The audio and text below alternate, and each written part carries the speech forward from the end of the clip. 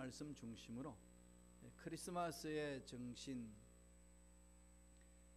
제목으로 은혜 말씀을 나누겠습니다. 이 크리스마스 그러면은 크라이스트 플러스 메스 이런 두 단어가 붙어서 크리스마스죠. 그 의미는 예수 그리스도를 예배드린다, 예배하라, 그 말씀입니다. 그럼 이 크리스마스의 정신이 오늘날 성서에서는 어떻게 우리에게 전해주고 있을까요? 이것은 이사야 6장에서 벌써 9장에서 예언해 놓은 것이 있습니다. 한 아기가 이 세상에 태어났는데 그분은 기묘자고 모사고 전능하신 하나님이다. 인간이 태어났는데 그 인간은 하나님이다, 이렇게 이야기를 합니다. 영원히 계신 하나님이시고 평강의 하나님이다, 이렇게 예언을 합니다. 그러면서 어떻게 그분이 이 세상에 태어나실 것인가를 이사야 7장 14절에 이렇게 이야기를 합니다. 보라, 처녀가 잉태하여 아들을 낳을 것이요 그 이름을 임마누엘이라 하리라. 두 가지 사건을 설명하는 거죠. 처녀가 잉태한다는 것, 초자연적인 겁니다. 인간의 이성을 뛰어넘는 거죠. 그리고 또 하나는 임마누엘. 임마누엘이 뭐죠? 하나님이 함께 하신다. 엘, 하나님이지 않습니까? 하나님이 우리와 함께 하신다. 예수님이 이 땅에 오셔서 죄를 다 짊어지시고 그분을 믿는 모든 사람들과 주님은 함께 해주신다. 이 약속의 말씀을 이미 이사야 선지자를 통해서 말씀 전해 주셨습니다. 잘 아시다시피 나사렛에 살고 있는 마리아라는 처녀를 축복합니다. 이 마리아는 요셉과 정혼한 사이입니다. 그래서 한 번도 남자를 경험해 본 적이 없습니다. 그런데 그 몸에서 아기가 태어나겠다는 겁니다. 상상이 되시나요? 여러분이 기도하다가 하나님께서 네 몸에 잉태한다 라고 말씀하시면 어떻게 받아들이시겠어요? 감격스러워요. 주님, 물론 아기 낳아보신 분들 말고 처녀가 그렇다면 정말 기절초풍하지 않겠어요? 상상할 수 없는 일입니다. 그런 기적 속에서 아기가 이 세상에 오는데 그분은 하나님이라는 겁니다. 다시 말씀드리면 하나님이 사람이 되셨다. 이게 지금 우리 인간이 있으면 도저히 이해할 수가 없는 거죠. 사람이 어떻게 하나님이고 어떻게 남녀간에 아무 일도 없었는데 아기를 가진다. 이건 우리 과학적이나 인간의 이성으로는 도저히 이해가 되지 아니하는 부분입니다. 미국 TV 토크쇼의 재앙이라고 불리는 레리 킹이 있습니다. 다 잘 아시죠? 레리 킹에게 기자가 물었습니다. 당신은 세계적으로 유명한 모든 사람들 다 인터뷰를 해왔는데 딱 한 사람을 선택한다면은, 가장 유명한 사람을 선택한다면은 당신은 누구를 선택하겠습니까? 물었더니 레리 킹이 말합니다. 예수 그리스도입니다.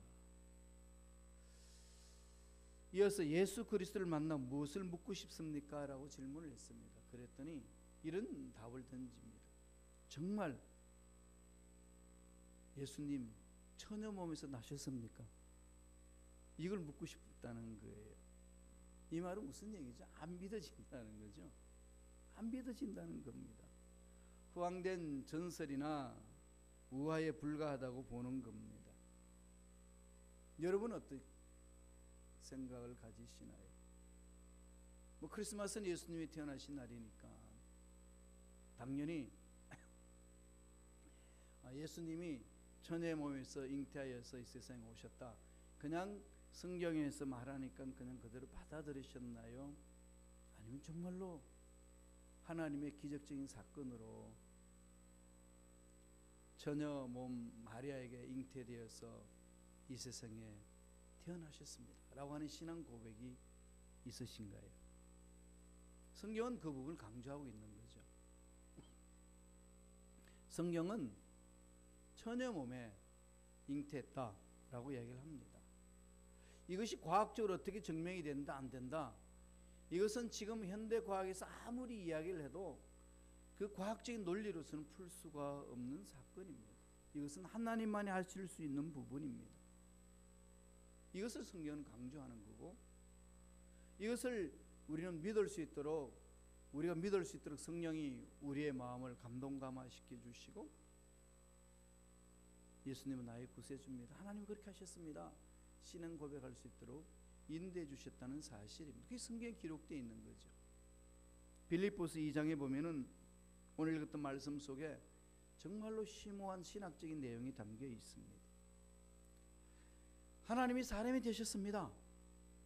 하나님의 아들이 세상에 태어나셨다는 말은 하나님 자신이 사람이 되셔서 이 세상의 모든 죄악들을 다 짊어지시고 이 세상의 모든 문제를 해결해 주셨습니다 라고 선언하는 그 말씀입니다. 그렇다면 이 세상에 오신 예수님을 우리가 믿고 신앙생활하는 우리들 삶 속에 오늘 예수님이 탄생했다는 날을 기념하는 이 날에 어떤 정신을 가지고 우리는 크리스마스를 맞이해야 할까요? 오늘 본문에서 잘 설명을 합니다. 크리스마스 하면은 이건 늘 잊지 말아야 돼요. 아니면 신앙생활에 끊임없이 잊지 말아야 될 단어입니다. 세 단어가 있어요. 첫째, 비움입니다. 비움. 주님은 비우셨다. 뭘 비웠을까요? 크리스마스 하면은 뭐 생각나시나요, 여러분? 아무 생각이 없으신가요? 그냥 떠오르는 단어가 있죠. 뭐죠? 선물. 그렇죠? 선물. 주거니 받거니 아니면 파티를 간다든지 요란스러운 세상의 그 시끄러운 소리 속에 파티를 즐긴다든지 이런 것이 많습니다. 많이 채우잖아요. 크리스마스 하면은 이게 풍성하게 채우는 것을 우리가 많이 상상할 수 있는데 주님이 이 세상에 오신 것은 비움이라고 성경은 강조합니다. 말씀을 볼까요? 빌립보서 2장 6절 7절입니다. 다 같이 한 목소리 천천히 읽습니다. 그는 근본 하나님의 본체시나 하나님과 동등됨을 취할 것으로 여기지 아니하시고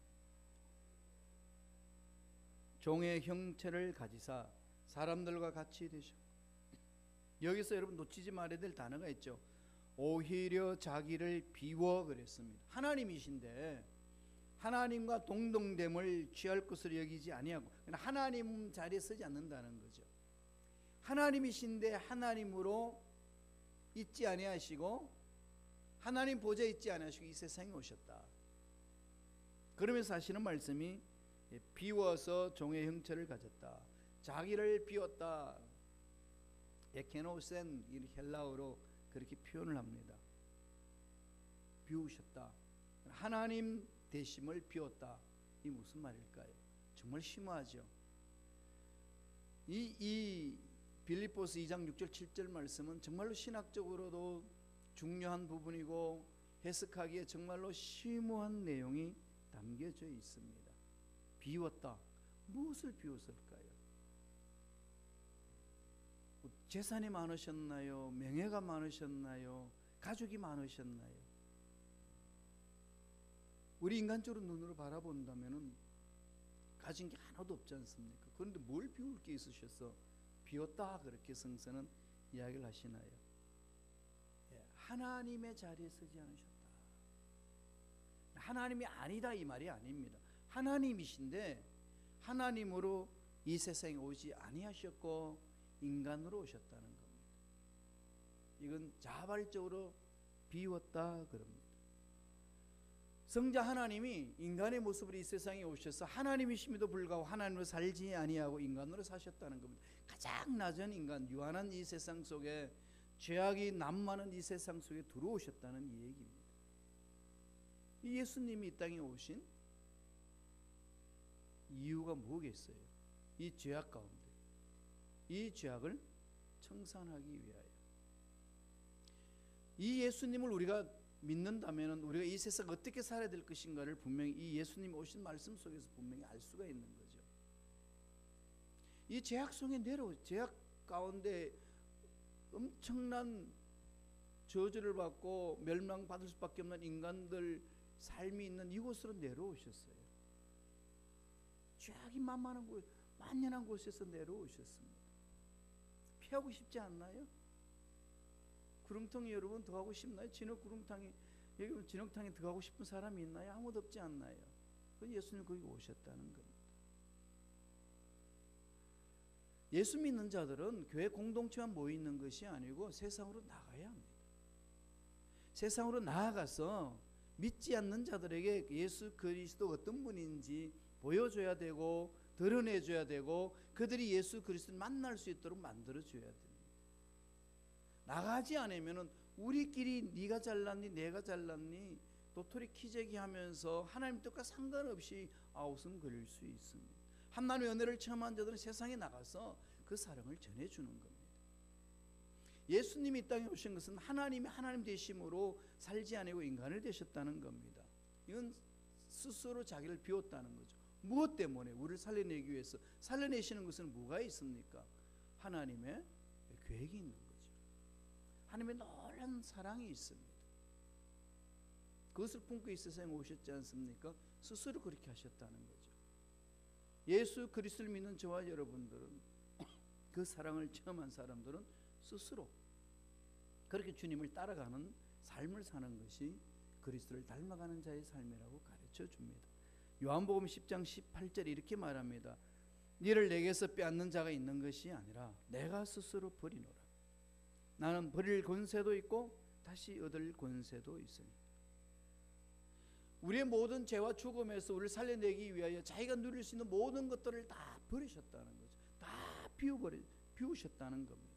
이 비움, 주님을 뭐라고 그럽니까? 내가 스스로 버리노라. 나는 버릴 권세도 있고 다시 얻을 권세도 있다. 참 자유한 자라는 거죠. 이 자유자만이 정말로 비울 수 있습니다. 속이 꽉 차 있는 사람들은 오히려 이게 자기 속을 다 드러낼 수 있지 않습니까? 주님의 삶은 그런 삶이라고 가르쳐 줍니다. 어마어마한 거죠. 이 세상에 오셨다는 사실. 그냥 크리스마스, 그냥 메리, 해피 이런 크리스마스가 어떤 것인지를 오늘 이 본문이 우리에게 깊이 되새길 수 있도록 가르쳐 줍니다. 비우라. 우리가 지금 성인병들이 걸리는 이유는 뭐죠? 많이 먹어서 걸리는 거죠. 못 먹어서 성인병 걸리지 않습니다. 그러죠? 많이 먹어서 걸려요. 당뇨병도 많이 먹어서 걸리잖아요. 콜레스테롤도 많이 먹어서 생기는 거잖아요. 이 몸도 비워야 되는데 비우지 못하고 자꾸 채우니까 몸이 병이 난다는 겁니다. 주님이 우리 가르쳐 주신 것은 비우라. 그 비움 속에 뭐가 있을까요? 이루 말할 수 없는 하나님의 놀라운 능력과 은혜로 가득 채워주신다는 거죠. 세상 것들은 다 비워버리라는 겁니다. 주님이 몸소 그것을 가르쳐 주셨어요. 크리스마스가 오면은 늘 마음판에 새게 될 것은 비우자. 그렇기 때문에 우리는 나눔이 있는 것이고 남을 격려할 수 있는 것이고 남을 세워줄 수가 있는 겁니다. 오늘 대통령이 누리는 권세는 어마어마한 거죠. 옛날 왕들이 누리는 권세는 오늘날 대통령보다 더 강할 겁니다. 전제군주 국가의 왕들은 누리는 권세는 이루 말할 수 없습니다. 예수님은 한 나라의 왕이 아니라 온 우주의 왕이었습니다. 만왕의 왕이다. 그렇게 선포를 합니다. 우주 만물의 주인 되신 주님이, 창조주신 주님이 다 비우시고 이 지상에 오셨습니다. 이 예수를 닮으라는 거죠. 예수를 닮아간다는 것은 바로 주님이 비우신 그 정신을 배우라고 말씀합니다. 이유는 뭘까요? 우리를 살려내시기 위한 계획이 있고 우리를 사랑하시기 때문에 그렇습니다. 여러분 자녀를 사랑할 때 어떠나요? 자녀한테 다 주고 싶은 마음이 있지 않습니까? 정말로 자녀를 사랑할 때에 사랑하는 그 부모의 마음은 나는 못 먹고 못 입어도 자녀들에게 다 주고 싶은 마음이 있습니다. 무슨 사랑인가요? 내리 사랑입니다. 하나님의 사랑이 그런 것이죠. 우리를 살려내시기 위해 자기를 낮추셨다는 겁니다. 자기를 비우셨다. 바보 예수라는 책이 있습니다. Jesus the Fool 이런 책이 있는데 그 사람은 마이클 프로스트라는 분입니다. 그 당시 이스라엘을 지배하고 있던 종교적인 의무, 율법주의에 빠진 사람들, 잘못된 신앙에 대해서 지적하는 책들입니다. 왜 예수가 바보처럼 보일까? 유대인들에게 핍박받으면서도 그들을 위하여 요구하지 않고 그들을 위해서 기도해주고, 바리새인과 서기관들이 자기 삶을 살려고 멍살 쟁취하려고 몸부림치는데 그들의 가치관대로 살지 아니하고 다 비우는 그 모습 바라볼 때 세상 사람들은 그를 보고 바보 예수다 그렇게 이야기를 한다는 겁니다. 자기를 욕하고 자기를 저주하는 사람에게 똑같이 욕해주고 똑같이 저주하는 말을 하지 않는 그런 사람을 바라볼 때 저는 바보지, 그렇게 표현하는 것처럼 인간의 눈으로 봤을 때는 예수님은 바보 같다. 그 내용입니다. 왜 예수님은 이 세상에 인간 눈으로 봤을 때 바보처럼 삶을 사셨을까요? 이게 사랑 아니겠습니까? 우리를 살려내 주시기 위하여서 자기 자신을 버리는 그 사랑을 말합니다. 이게 크리스마스 정신이에요. 크리스마스 그러면은 예수님이 비워서 이 세상에 오셨다는 것을 마음판에 새기라는 겁니다. 인간들의 눈에 보일 때는 모든 것이 다 어리석고 바보 같지만은 하나님의 눈에는 정말로 지혜로운 삶이다. 그게 지혜다라고 말씀합니다. 고린도전서 1장 18절 이렇게 말합니다. 한번 읽어보실래요? 다 같이 목소리 읽습니다. 십자가의 도가 구원을 받는 우리에게는 하나님의 능력이라. 이게 신비한 비밀이 있는 거죠. 이게 정말로 내 가슴에 와닿을 때만이 예수님이 나를 위해 십자가에 못 박혀 돌아가시기 위해서 이 지상에 오셨다는 사실을 깊이 깨달을 수 있거니 감격하며 감사할 수 있는 거죠. 이 크리스마스라는 그 자체는 그 의미를 되새기는 것을 말합니다. 우리를 구원하시기 위해서 자기의 모든 누릴 수 있는 권한을 다 포기하시고 버리시고 비우시고 이 세상에 오셨다는 사실, 이게 성탄의 메시지입니다. 성탄절만 되면은 부담을 느끼는 분들이 있어요. 성탄절 카드를 보내야 되는데 거기에 카드만 보내면 되나? 선물도 보내야 될 텐데, 성탄절 날 감사 예물을 드려야 되는데 얼마를 드려야 되나? 이게 자꾸 부담이 가는 이유는 뭘까요? 이 바보 예수 책에서 지적한 것처럼 너무 종교적인 의무에 빠져 있으니까 감격이 없이 주님 앞에 오니까 그 자체가 부담이 되어버린다는 겁니다. 여러분 어떠신가요? 우리 크리스마스 연합 예배를 드리는 이 날에 다시금 그 크리스마스의 그 정신이 무엇인지를 깊이 되새겨 봐야 되지 않겠습니까? 그분은요, 우리를 살려내시기 위하여 죽기까지 희생하시고 복종하셨다고 했습니다. 스스로 섬기시는 거죠. 하나님의 은혜가 임하는 자들은 이제 스스로 일어나서 스스로 자기 자신을 비우고 스스로 자기 자신을 희생하고 스스로 하나님 맡겨주신 일에 헌신하고 뛰어드는 것을 말합니다. 이게 예수 그리스도를 만난 자의 삶이라는 겁니다. 비울 때 가능한 거죠. 비우지 아니하면은 대우받고 싶고 다른 사람한테 칭찬 듣고 싶고 늘 다른 사람의 좋은 평가 듣고 싶고 늘 거기에 굶주려 있습니다. 오늘 SNS라고 이렇게 보면 페이스북이라든지 다음에 카카오톡이든지 보면은 참 이 댓글을 다른 걸 쭉 읽어보면은 정말 싸구려 위로에 많은 사람들이 위로를 받으려고 몸부림치는 것을 참 많이 봅니다. 정말로 하나님의 사랑이 내 마음속에 깊이 있으면은 자신을 비우게 되므로 자꾸 남들을 위하여 세워주는 일, 남들을 높여주는 일, 어떻게 하면 하나님의 기뻐하시는 일을 내가 할 수 있을 것인가, 여기에 집중한다는 얘기입니다. 어느 날 링컨 대통령이 자기 구두를 닦고 있었습니다.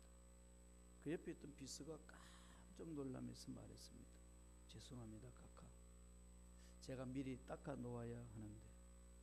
링컨이 무슨 말을 했겠어요? 이 사람아, 무슨 소리냐? 내 구두 내가 닦는데 그게 무슨 큰 문제냐? 이게 이제 그 위치에 있을 때에 할 수 있는 말은 아니라는 것은 우리가 일반 상식적으로 알지 않습니까? 내가 어디에 있든지 어떤 위치에 있든지 자기 자신을 비울 줄 알고 주님을 닮아가는 자의 삶을 산다면 그 삶은 아브라함 링컨 대통령처럼 그렇게 반응할 수가 있는 거죠. 따라서 비우면은 편합니다. 다른 사람한테 존경받기를 비우면은요 편해요. 겸손해지면 참 편안합니다. 다른 사람들에게 어떤 평가를 받든지 상관하지 않겠다고 나의 마음을 비워버리면요 자유함이 있어요. 그 속에 마음의 평안이 있습니다. 비운 만큼 감사가 넘쳐나고 낮아지는 만큼 기쁨이 넘쳐납니다. 마음을 비워서 겸손한 사람 마음에는 늘 행복이 있습니다. 그런 늘 채우겠다는 사람에는 늘 불만이 많고 늘 짜증이 있습니다. 여러분, 예수님을 믿는 저와 여러분, 예수님이 비운 모습을 바라보면서 여러분 어떤 삶을 이 시간에 결단하며 살기를 원하십니까? 나에게 주신 고난 내려놓고, 나에게 주신 특권 내려놓고 주님처럼 그렇게 한번 살아보겠습니다 결단해 나갈 때에 오늘 크리스마스 날은, 올해 크리스마스 날은 정말로 복되고 행복하고 기쁨이 넘쳐날 줄로 믿습니다. 이게 주님이 보여주신 삶이라는 거죠. 두 번째 무슨 삶일까요? 사랑의 실천입니다. 크리스마스는 사랑이죠. 사랑의 결실입니다. 사랑을 실천하는 날이 크리스마스 날이에요. 주님 오신 날을 축하하는 날은 사랑을 실천하는 날입니다. 빌립보서 2장 8절 보세요. 다 같이 우리 한 목소리 읽어볼까요? 천천히 읽습니다. 사람의 모양으로 나타나서 자기를 낮추시고 죽기까지 복종하셨으니 십자가에 죽으십니다. 사람의 모양으로 나타나서 자기를 낮추시는데 죽기까지 복종하신 거죠. 십자가에서 죽으셨다 그렇게 결론을 내려줍니다. 예수님이 오시면 무엇? 예수님의 삶은 어디를 향하고 있는 거죠? 십자가의 죽으심으로 향하고 있습니다. 그 십자가의 죽으심은 어떤 의미가 있을까요? 우리를 살려내시기 위한 하나님의 사랑이라는 거죠. 다시 말씀드리면 예수님의 탄생은 우리의 죄를 짊어지시고 우리를 살려내시기 위하여 십자가에 죽기 위해서 이 세상에 오셨다는 겁니다. 그러므로 베들레헴의 요람, 베들레헴의 마국간 그 말구유는 어디를 향하고 있죠? 겸손의 자리로 향하고 있는 것이고 비움의 자리로 향하고 있는 것이고 궁극적으로 어디로 가나요? 십자가의 길로 향하는 겁니다. 사도 바울이 나중에 이것을 받아서 뭐라고 설명을 하죠? 나는 그리스도의 십자가에 못 박혀 죽었나니. 죽었다는 거죠. 죽은 자는 말이 없고 죽은 자는 대항이 없습니다. 짜증이 없고 불평불만이 없고 두려움이 없고 어떤 상황이 있는다 할지라도 당당하게 맞설 수 있는 그 능력이 그 속에서 일어납니다. 이게 예수 그리스도의 십자가 은혜를 사랑하고 은혜를 체험한 자만이 느낄 수 있는 것을 말합니다. 나의 모든 죄를 짊어지시고 베들레헴 탄생의 그 마국간을 깊이 생각할 때만이 진정한 크리스마스를 생각할 수 있는 것이고 그 의미를 깨달을 수 있는 것이고 주님이 이 세상에 오신 그 목적을 온전히 이해할 수 있다는 겁니다. 이게 복음이라는 거예요. 복음 중에 복음 아니겠습니까? 그런 크리스마스도 복음이요 은혜요, 기쁨이요, 즐거움이요, 평안을 말합니다. 높은 곳에는 하나님께 영광이요, 지극히 낮은 곳에는 평안이 임한다. 정말 여러분 삶에는 예수 그리스도 십자가 안에 있을 때에 그런 참 평안을 누릴 수 있다는 겁니다. 이 주님을 만나는 자의 삶에는 어떤 불안이 있단다 할지라도 평안을 얻을 수 있습니다. 어떤 죄식이 있단다 할지라도 참 자유를 얻을 수 있습니다. 어떤 고통이 있단다 할지라도 참 자유를 맛볼 수가 있습니다. 세상의 문제가 문제가 아니라는 겁니다. 우리가 세상 문제 앞에서 떨고 있다는 이 사실은 이 예수 그리스도의 십자가의 은혜 속에 우리가 푹 잠기고 있지 못하기 때문에 그런 두려움 속에, 어려움 속에, 고통 속에 있다는 것을 말해줍니다. 십자가 사건을 깊이 생각하는 자의 삶에는 어떤 세상의 문제 앞에서 당당히 맞설 수 있습니다. 주님이 지상에서 사역을 감당하실 때에 가늠하다가 현장에 잡힌 철학이 짝이 없는 한 여자가 떨고 있을 때에 사람이 되신 예수님이 그를 만나줍니다. 수많은 사람들이 돌로 쳐 죽이려고 그랬을 때에 한마디 외치지도 못하고 부들부들 떨고 있었을 때에, 부끄러워서 얼굴도 들지 못하고 있을 때 예수님이 물으셨습니다. 딸아, 너를 정죄하고 있는 자가 어디 갔느냐? 예, 아무도 없습니다. 다 가고 말았습니다. 예수님 다시 말씀합니다. 나도 너를 정죄하지 아니하노라. 내가 너를 죄했다고 말하지 않으노라. 내가 너를 용서하노라. 다시는 죄를 범하지 말라. 완전한 자유를 선포해 주지 않습니까? 예수를 만난 자의 삶은 특징이 거기에 있습니다. 이 크리스마스를 기념하면서, 예수님 오심을 기념하면서 예배드린 저와 여러분 삶 속에 이런 평안이 넘쳐나야 된다는 거죠. 오늘은 기쁨이 넘쳐나는 날이요, 평안이 넘쳐나는 날이요, 기쁨이 넘쳐나는 날이요, 삶이 바뀌는 날이요, 생각이 바뀌는 날이요, 말이 바뀌는 날이다. 오늘 예배 드리면서 일제일 여러분 짜증날 수 있는 일들이 생길 수 있고, 답답한 일들이 생길 수 있고, 아니면 세상에서 부닥친 일들 풀지 못해서 사람들과 사람 사이 마음속에서 온전히 커뮤니케이션을 이루지 못해서 답답해야 할 수도 있습니다. 이럴 때에 주님이 우리 모든 죄를 짊어지시고 이 땅에 오셨다는 사실을 잊지 마시고 오늘 하루만이라도 정말로 기쁘고 평강이 넘쳐나는 멋진 하루가 되기를 축복합니다. 그 깊은 그 은혜 속에 그것을 맛보셔야 돼요. 그런 맛을 보고 나면 그 맛을 잊어버리지 말고 일상의 삶 속에도 끊임없이 일어나게 하는 거죠. 주를 만난 자는 변하게 됩니다. 스터드라는 선교사가 있었습니다. 그 D.L. 무디 목사님 시대 때 선교사인데 영국 분이에요. D.L. 무디 목사님이 이 유럽에 가서 말씀을 전할 때에 그 말씀의 은혜를 받았습니다. 어떻게 살 것인가 고민하다 주의 종이 되기로 결심합니다. 스터디. 그렇게 해서 선교사로 여러 군데 사역을 감당합니다. 1908년 되는 때에 리버풀에서 이런 포스터를 봅니다. 어떤 글이 걸려 있냐면은 식인종들도 선교사들을 기다린다. 식인종들도 선교사들을 기다린다. 이게 리버풀에서 이렇게 선교사 모집하는 포스터에 그게 글이 써 있습니다. 그게 가슴에 박혀가지고 지워지지 않습니다. 식인종들도 선교사를 기다린다. 그래서 그는 1908년 50세가 넘어서 허약한 몸을 이끌고 콩고로 갑니다. 콩고 그 당시에 식인종들이 있었습니다. 하나님의 이끌림을 따라서 성령 인도함을 받아서 가서 선교사로 사역을 해나가는데 놀라운 부의 역사가 일어납니다. 그 식인종들이 은혜를 받아서 통에 자복하고 집회에 몰려들기 시작합니다. 한 명씩 나와서 죄를 고백하고 하나님 앞에 통에 자복하면서 용서를 구하고 또한 간증을 합니다. 한 사람이 일어납니다. 나는 압니다. 내가 3살 때 우리 아버지가 사람을 죽인 것을 압니다. 그 사람을 죽였는데 그가 누군지 아십니까? 우리 형님이었습니다. 그 형님을 아버지가 죽이고는 그 고기를 아버지와 내가 같이 먹었습니다. 이 식인종이 예수를 만났어요. 그래서 집안 전체가 뒤집혀졌습니다.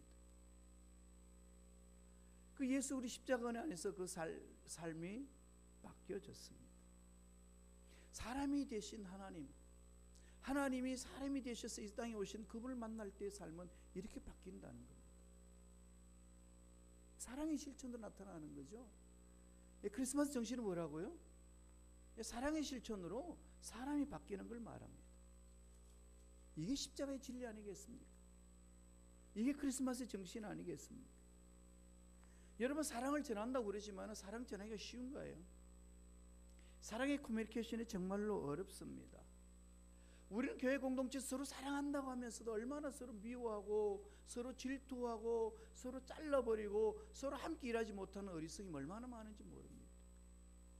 오늘 예배 드리기 전에 서로 인사했습니다. 뭐라고 인사했나요? 예수님의 이름으로 미워합니다 그랬어요? 예수 이름으로 사랑합니다. 근데 그 사랑이 얼마나 전해지시나요? 어렵죠. 사랑이라고 말만 하면은 다 사랑으로서 관계를 맺을 줄 알지만은 정말로 그 사랑의 커뮤니케이션이 어렵습니다. 근데 이 사랑이 전해질 때는 어떻게 될까요? 어떨 때 정말 진정한 사랑이 전해질 수 있을까요? 희생입니다. 내가 비우고 희생될 때만이 사랑이 전달됩니다. 성경에서 보여준 거예요. 요한일서 4장 9절에 보면 하나님의 사랑이 우리에게 이렇게 나타난 바 되었으니 하나님이 자기의 독생자를 세상에 보내시면 그로 말미암아 우리를 살리려 하심이라. 하나님이 우리를 먼저 사랑하셨다고 그럽니다. 내가 먼저 사랑한 것이 아니라 하나님이 먼저 사랑하셔서 사랑으로 부어주셨는데 그 하나님이 나를 먼저 사랑하셨다는 사실을 우리가 어떻게 합니까? 하나님 무슨 희생을 하셨길래 하나님이 나를 사랑한다는 그 사랑을 우리가 체험할 수 있습니까? 반문할 때에 우리는 어떻게 할 수 있나요? 하나님이 독생자도 아끼지 아니하시고 내어주셨다는 사실, 어마어마한 희생의 대가를 지불하시고 나서 말씀하시는 거죠. 이게 하나님의 사랑이다. 그러면서 요한일서 4장 11절에 이렇게 말합니다. 다 같이 한번 읽어보실래요? 한 목소리 천천히 읽겠습니다. 하나님이 이같이 우리를 사랑하셨은즉 우리도 서로 사랑하는 것이 마땅하도다. 이게 우리 그리스도인의 삶의 정신이 되어야 합니다. 이게 크리스마스의 정신이에요. 예수 그리스도의 사랑의 실천으로 우리가 살아났습니다. 예수 그리스도의 사랑의 실천으로 온 인류가 구원받을 수 있는 길이 열렸습니다. 죄악 가운데서 죽을 수밖에 없는 영혼들이, 지옥에 갈 수밖에 없는 영혼들이, 갈 길을 찾지 못하는 영혼들이 길을 찾을 수 있었던 것은 예수 그리스도의 희생의 사랑의 실천 때문에 가능했습니다. 그 사랑을 체험한 저와 여러분의 삶을 어떻게 해야 될까요? 우리도 서로 사랑하는 것이 마땅하도다. 마땅하지 않나요? 다시 외칩니다. 서로 사랑하는 것이 마땅하도다. 아멘이라는 소리예요. 그러죠? 왜 우리가 반응하지? 아멘으로 반응하면서 정말 사랑하는 것은 마땅하거든. 그는 사랑할 수 있는 길을 찾아 나가는 것, 사랑을 실천하기 위해서 찾아 나가는 날이 이날 아니겠습니까? 마지막 세 번째로 크리스마스의 정신은 어떤 것이 있나요? 하나님께 영광 돌리는 것입니다. 말씀을 보시오. 빌립보서 2장 10절 11절입니다. 다 같이 한 목소리 천천히 읽겠습니다. 하늘에 있는 자들과 땅에 있는 자들과 땅 아래 있는 자들로 모든 무릎을 예수의 이름에 꿇게 하시고 모든 입으로 예수 그리스도를 주라 시인하여 하나님 아버지께 영광을 돌리게 하셨느니라. 예수님은 자기 생명까지도 하나님께 위탁을 했습니다. 하나님께 복종했습니다. 왜 그렇게 할 수 있었을까요? 왜 그렇게 했었을까요? 무엇 때문에 그렇게 했습니까? 우리를 살려내기 위하여, 하나님의 뜻을 드러내기 위하여, 하나님의 영광을 위하여서 자기 몸을 다 찢고 피 흘려서 죽어가는 영혼을 살려내셨다는 겁니다. 예수 믿는 저와 여러분들 영혼이 살아났습니다. 이제는 죽을 수가 없어요. 실패할 수가 없습니다. 저와 여러분은 영원한 성공자입니다. 더 이상 실패는 있을 수 없어요. 내 삶에 있어서 굴곡이 있을런지 몰라도 실패자는 아닙니다. 내 인생의 끝에는 나를 살려주신 예수 그리스도가 계시기 때문에 예수 그리스도는 외쳤었습니다. 내가 다 이루었다. 이미 저와 여러분은 승리한 것을 누리고 살아가고 있습니다. 이게 삶의 원리예요. 그러니까 세상에 문제 있다고 낙심하거나 좌절하거나 뒤로 물러설 이유는 없습니다. 이미 승리하게 해주신 주님의 능력을 믿고 믿음으로 나아갑니다. 힘들고 어렵지만 하나님이 함께 하시면 이 문제도 풀리는 역사가 일어날 줄로 믿습니다. 믿고 달려가는 겁니다. 그 믿음의 역사 아니겠어요? 무엇 때문에? 예수님이 다 해주셨으니까 하나님의 영광을 위해서 해야 된다는 겁니다. 여기만 마음에 목적을 삼고 마음에 두고 달려가라는 그 말씀입니다. 그러기에 우리는 철저하게 주님께 순종할 수 있고 충성할 수 있고 한 걸음 한 걸음 묵묵히 나아갈 수가 있습니다. 원수가 있단다 할지라도 원수밖에 온 마음을 빼앗기지 않습니다. 어떤 악한 것들이 나를 향해 달려든다 할지라도 그와 싸우는데 진을 빼지 않습니다. 내 마음을 뺏기지 않습니다. 나는 하나님의 영광을 위해서 살아야 되기 때문에 하나님께 영광 돌리는 내 삶의 목적이 되어야 되기 때문에 주님이 자기 목숨을 죽기까지 하면서 살려주신 그 은혜에 집중하는 거예요. 십자가의 사랑을 집중하는 거죠. 그게 크리스마스의 정신입니다. 하나님의 영광을 위해서 하나님의 영광을 위해서 살게 되면 로마서 12장 21절에 있는 말씀처럼 악에게 지지 말고 선으로 악을 이기라. 악에게 질 이유가 없습니다. 이미 예수님 승리하셨어요. 이미 예수님은 악을 다 짓밟아 버렸습니다. 죄악을 끊어버렸었습니다. 다 정리하셨습니다. 다 정리하신 예수님을 믿는 저와 여러분의 삶은 어떻게 되어야 될까요? 이 악에게 지어서는 안 됩니다. 이미 승리하신 걸요. 믿음으로 시인하고 선포하고 나아가는 자, 주님은 만나 주셔서 말씀하실 겁니다. 내 믿음대로 될지어다. 그렇게 이겨나가는 겁니다. 하나님의 영광을 바라보면서 문제를 바라보세요. 하나님의 영광을 바라보면서 내 앞길에 막혀있는 것들을 바라보세요. 늘 하나님께 물어보세요. 사도 바울은 고린도전서 10장 31절에 이렇게 말합니다. 너희가 먹든지 마시든지 무엇을 하든지 다 하나님의 영광을 위하여 하라. 우리의 삶은 하나님의 영광을 위하는 거예요. 크리스마스의 이 삶은 하나님의 영광을 위한 겁니다. 헌신도 하나님의 영광을 위하는 것이고 서로 만남 속에 교제 나누는 것도 하나님의 영광을 위하는 것이고 나에게 맡겨주신 일을 묵묵히 해나가는 모든 것도 하나님의 영광을 위하는 겁니다. 제가 이제 목사로서 종이지 않습니까? 여러분 평신도로서 종이고 종은 뭐죠? 종은요 주권을 주인에게 맡긴 자를 말합니다. 종은 자기의 주권을 주인에게 맡긴 자다. 종은 주인이 하라는 대로 하면 되는 거예요. 우리는 평신도로서 종이라는 사실을 너무 잊어버리고 삽니다. 하나님이 주인이신인데 그분을 자꾸 조정하려고 합니다. 종은 조정하는 게 아니고 그분의 말씀을 받아서 순종하는 데 있습니다. 그러니까 우리는 삶을 어떻게 해야 될까요? 어떻게 하든지 하나님의 영광을 위해서 살기 위하여 몸부림칩니다. 결론 내리는 거죠.